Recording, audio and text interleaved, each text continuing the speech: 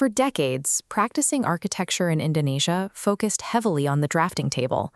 Today, the profession is bound by a strict web of legal oversight. In 2017, Law Number 6 rewrote the operational requirements for every architect working in the country. The government built a 5 to 10-year transition period directly into the legislation to harmonize these new standards across the industry. Operating a firm with a single, straightforward professional certification is no longer an option. The primary liability for architects has shifted to navigating overlapping bureaucratic jurisdictions. To practice legally, you have to satisfy a 3-layered framework, where administrative compliance carries the same weight as structural engineering. Look at the skyline. Modern urban development involves massive financial stakes and intense public safety requirements.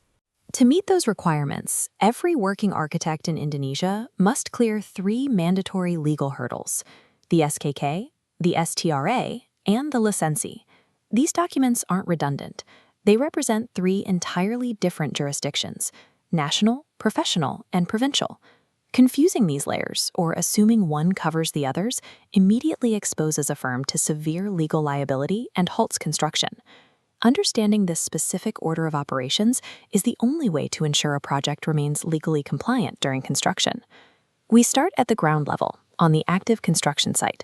This requires baseline technical competency. This document outlines the base tier, the SKK, or Certificate Competency Kerja.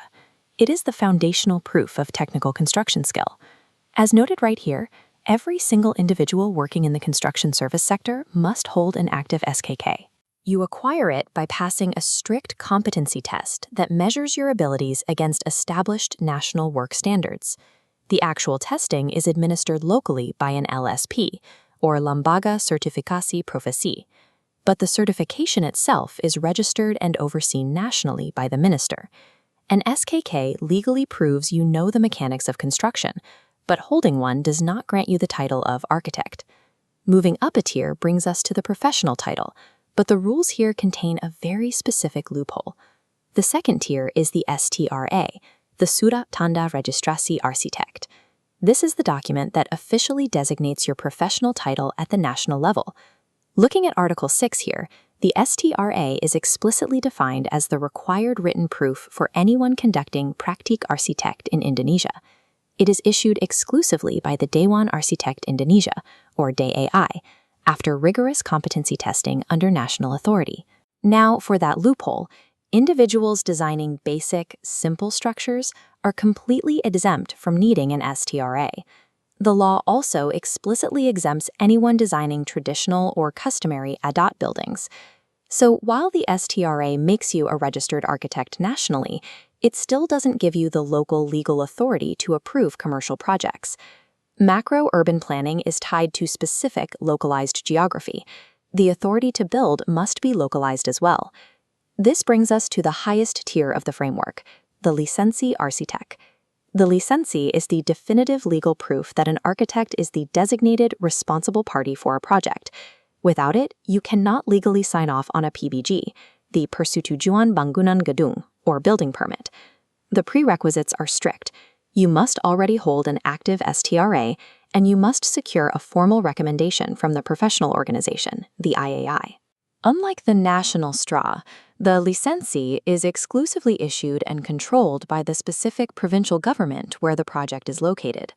This provincial control ensures that new developments comply with local cultural standards. Without this final approval, construction cannot proceed. This framework, as seen in mass housing projects like this, also dictates the rules for foreign integration and social obligation. Foreign architects attempting to operate inside Indonesia face strict integration requirements. They need a valid Indonesian work permit, and their foreign credentials must be officially verified by the DAI.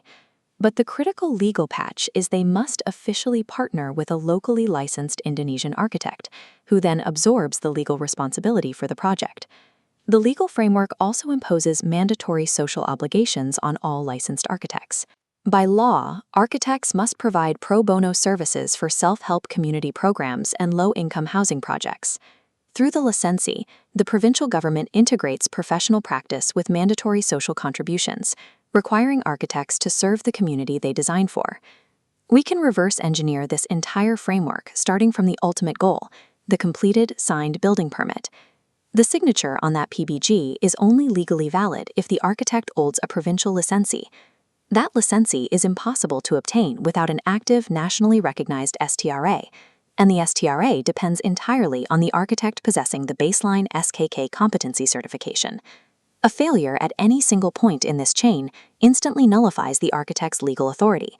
You cannot get the permit without the licensee, you cannot get the licensee without the STRA, and the STRA requires baseline technical skill. This panoramic view shows exactly why Indonesian development demands such a layered approach. The SKK proves you can physically execute a build, and the STRA proves you are a recognized professional. The licensee establishes your legal authority to alter the skyline in a specific province. It is easy to view these steps as bureaucratic friction, but they interlock to form a necessary mechanism. This system guarantees legal certainty, protects the public from incompetence, and ensures future construction answers directly to local cultural heritage.